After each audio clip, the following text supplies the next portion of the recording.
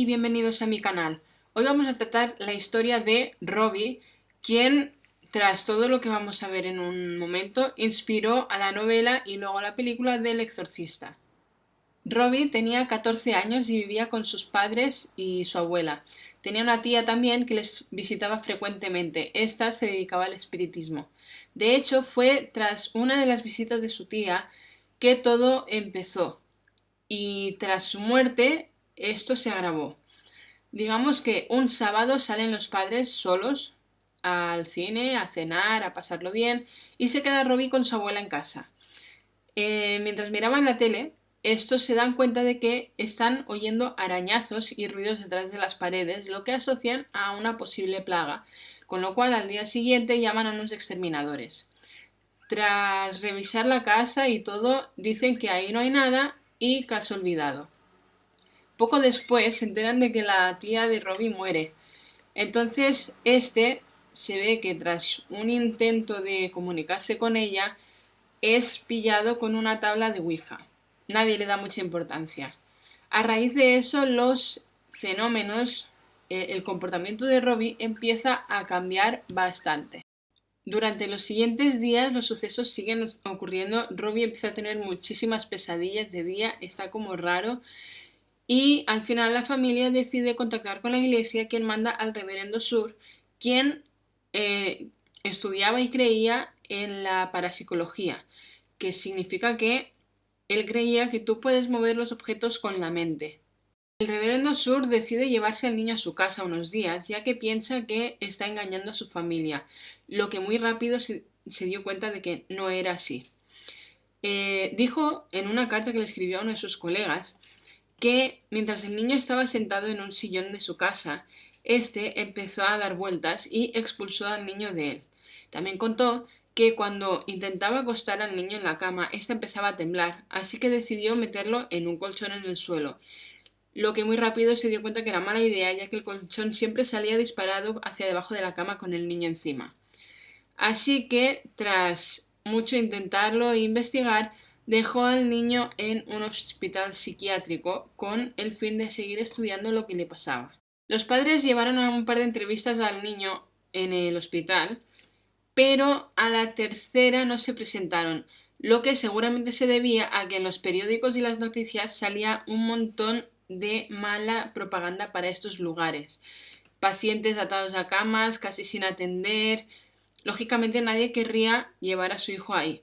Como el reverendo Sur notaba la presencia del mal, recomendó a los padres que volvieran a contactar con la iglesia para que les diera otro tipo de solución que sí ayudaría a su hijo.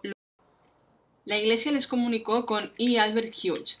Durante la entrevista, se dio cuenta de que la temperatura de la habitación cambió de repente, de que el niño podía mover el teléfono con la mente, y se dio cuenta que el niño no estaba muy contento de estar ahí, no estaba cómodo, algo raro pasaba.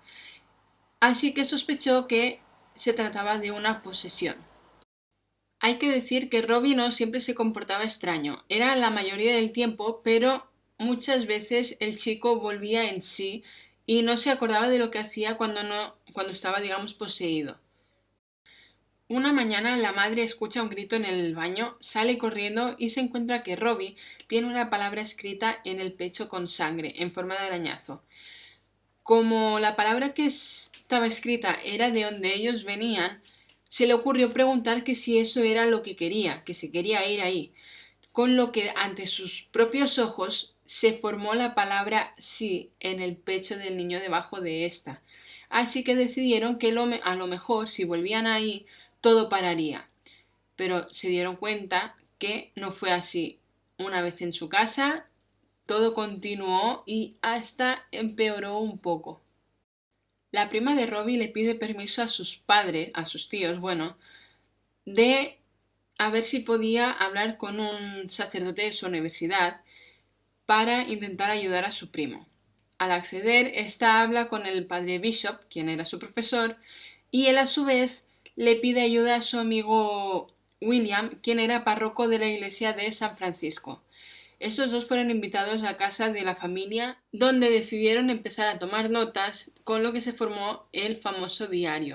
El diario relata todo lo ocurrido durante los 6 meses siguientes, empezando por la visita de Bishop y William Baldell a la familia, omitiendo todo lo que había pasado antes, ya que ellos no tenían constancia ni sabían lo que había ocurrido anteriormente con los antiguos sacerdotes. Empezaron con unas oraciones y el frasco de agua bendita salió disparado por la habitación. La cama empezó a temblar y el chico empezó a tener marcas, se le empezaban a aparecer marcas por todo el cuerpo cada vez que se nombraba algún personaje bíblico. El chico empezó a escupir, a vacilar y en un momento dado como que volvió en sí y no sabía qué hacía nadie ahí, no sabía por qué estaban los padres, por qué estaba el jesuita, no se acordaba absolutamente de nada de lo que estaba pasando. Deciden, dado a su mala condición física, estaba quedándose muy mal, llevarlo a un hospital para que pueda ser atendido correctamente dentro de lo posible. Y le meten lo colocan en una habitación sin picaporte por dentro para evitar cualquier tipo de problemas. Se tomaron unos 5 días de descanso por el bien del chico y decidieron bautizarlo. En un principio Robbie estaba de acuerdo, pero a mitad de camino cambió de opinión, no quería que lo bautizaran, hasta tal punto se enfadó que casi causa un accidente de tráfico. Consiguieron llegar a la iglesia y el padre decide que no es una buena idea que el chico entre en la iglesia, así que van a un sitio al lado y lo bautizan. Al día siguiente le tocó hacer la primera comunión. Les costó muchísimo por culpa de la gran oposición del muchacho. Robbie no paraba de escupir la hostia, la escupió varias veces hasta que por fin, de mala gana, consiguieron que se la tragara. Una vez en el hospital de vuelta, uno de los sacerdotes propone que a lo mejor es una buena idea que el chico vaya a dar una vuelta, bajo supervisión, claro, y lo llevan a las afueras de la ciudad, donde habían unas estatuas, por donde el chico fue caminando tranquilamente. Sin aviso alguno, Robbie empieza a correr hacia un precipicio. Uno de los sacerdotes lo agarra y, al cogerlo, caen los dos al suelo. El chico en ese momento empieza a mirar a su alrededor y preguntó qué hacía ahí. No se acordaba de lo que había pasado, no sabía por qué estaba en ese lugar, por qué estaba en el suelo y por qué estaba el sacerdote cogiéndole. En uno de los exorcismos, la voz que hablaba desde Robbie empezó a reírse de los sacerdotes y dijo que él no se iría de ahí hasta que alguien pronunciara una cierta palabra y que ciertamente el muchacho, aunque la conocía, no la diría. Una noche, mientras estaban otra vez con esto, durante las oraciones, les pareció que el arcángel Miguel apareció ahí y dijo esa palabra, con lo que el demonio se fue y Robbie otra vez despertó sin saber lo que había pasado. Muchos testigos afirman que en un momento dado se escuchó como el ruido de una bala. Y eso es todo, gracias por ver el vídeo, si os ha gustado darle like, me podéis seguir en mi Instagram que os dejo a continuación para si os interesa. Y bueno, la historia es más larga, hay un documental en YouTube sobre el tema, está muy bien, hay testigos, el jesuita que estaba con los sacerdotes mientras hacía el exorcismo habla y también habla un colega de uno de ellos que recibió alguna carta y es interesante verlo de ese modo. Obviamente hay psiquiatras, hay de todo que exponen sus teorías, pero os aseguro que vale la pena verlo.